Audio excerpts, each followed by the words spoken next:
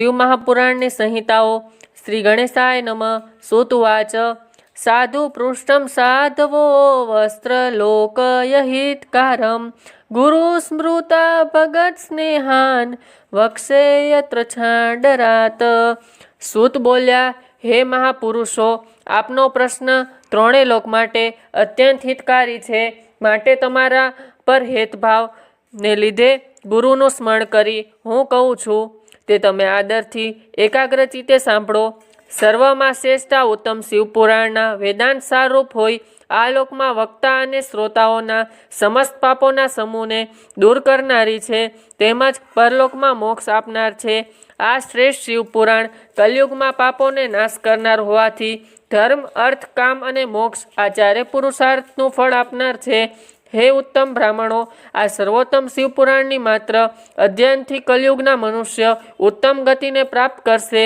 वળી ज्यां सुधी जगतमां शिवपुराण उदय पामशे नहीं त्यां सुधी कलयुगना ब्रह्महत्या वगैरे पापो जगतमां प्रकाशाशे। हे मुनिश्रेष्ठ ब्राह्मणों, आ सर्वोत्तम शिवपुराणना श्रवण कीर्तनथी जे फळ मळे छे एना थोड़ोक महिमा हूँ कहीश, ते तमे एक चित्ते सांभळो। आ महिमा व्यासे अगाऊ मने कहेलो छे। जे मनुष्य आ सर्वोत्तम शिवपुराणनो एक अथवा अर्धो श्लोक श्रद्धा भक्ति भणे छे ते सणवड़मां पापोथी मुक्त थाय छे। जे मनुष्य आळस प्रमाद रहित थई भक्तियुक्त थई निरंतर आ शिवपुराणनो पाठ करे छे ते जीवन मुक्त कहेवाय छे। जे आ शिवपुराणनुं श्रद्धा भक्तिथी पूजन करे ते अश्वमेघ यज्ञना फळ पामे छे।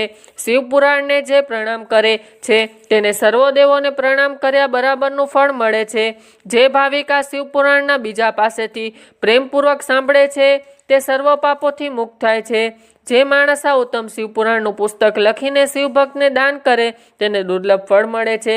14ना दिवसे उपवास करी जे मनुष्य शिवभक्तोनी मंडळीमां शिवपुराणनी कथा करे छे ते उत्तम गणाय छे।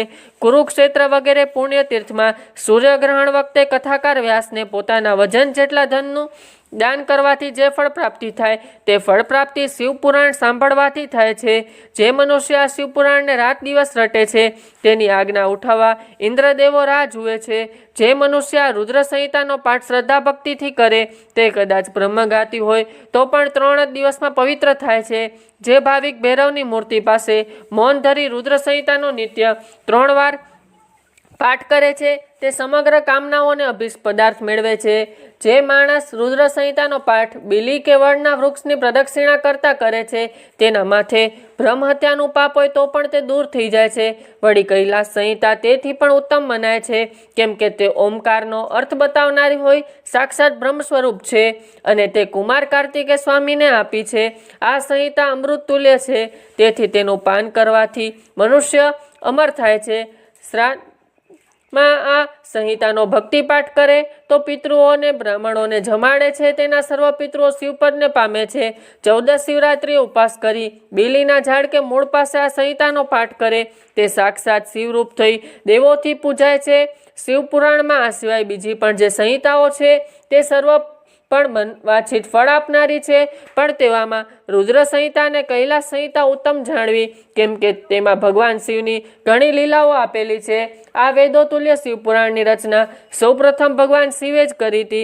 विदेश्वर संहिता, रुद्र संहिता, गणपति संहिता, उमा संहिता, मातृ संहिता, एकदश रुद्र संहिता, कैलास संहिता, शतरुद्र संहिता, कोटि रुद्र संहिता, सहस्त्रकोटि रुद्र संहिता, वायवी संहिता अने धर्म संहिता आ शिवपुराणमां 12 खंड छे। ए अति पुण्यकारक 12 संहिताओना श्लोकनी संख्या तमे आदरथी सांभळो। विदेश्वर संहितामां 10,000 श्लोको छे। रुद्र संहिता, गणपति संहिता अने उमा संहिता दरेकमां 8-8 हज़ार श्लोको छे।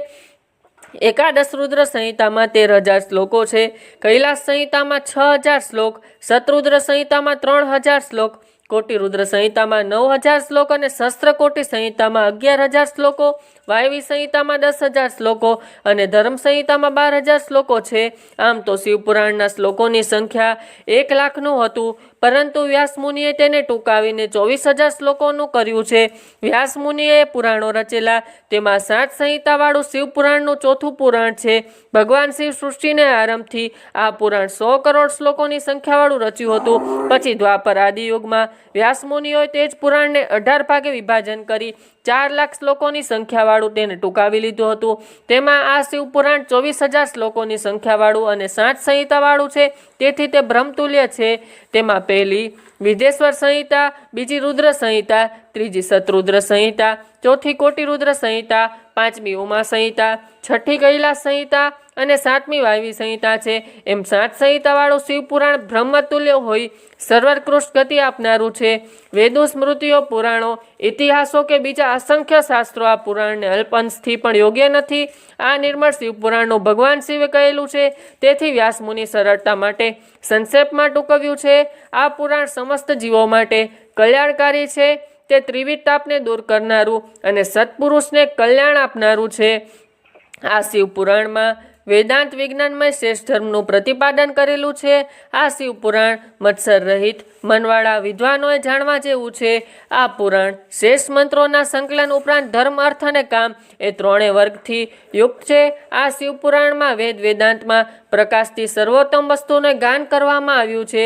જે માણસ પરમ આદર, શ્રદ્ધા, ભક્તિથી શિવપુરાણનો પાઠ કરે કે સાંભળે તે ભગવાન શંકરની પ્રસન્નતા મેળવીને શ્રેષ્ઠ ગતિ પામે છે.